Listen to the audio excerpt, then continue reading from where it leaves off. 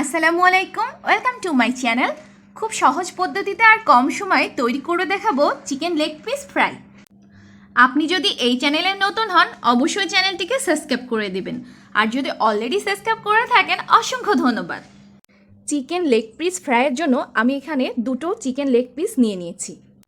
এখন ম্যারিনেটের জন্য আমি এখানে নিয়েছি লাল মরিচ পাউডার, ধনিয়া পাউডার, হলুদ পাউডার, আদা রসুন পেস্ট একসাথে, আর নিয়েছি লবণ।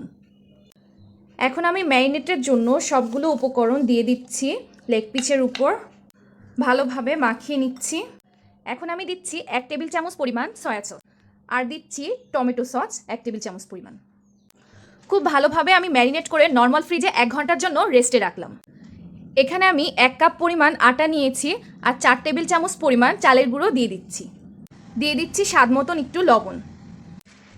এখন আমি একটু মিশিয়ে নিচ্ছি শুকনো উপকরণের সাথে লবণটা। ম্যারিনেট করা চিকেন লেগ পিস বের করে আমি শুকনো উপকরণের মধ্যে গড়িয়ে নিচ্ছি। একটা পাত্রে আমি পরিষ্কার পানি নিয়ে লেগ পিস এর মধ্যে দিয়ে দিচ্ছি। এরপর আমি লেগ পিস তুলে নিলাম।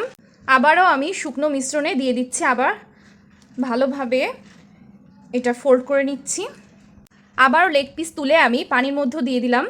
তুলে নিয়ে আমি শুকনো উপকরণে আবারও খুব ভালোভাবে এটাকে ফোল্ড করছি যেন চারিদিক লাগে।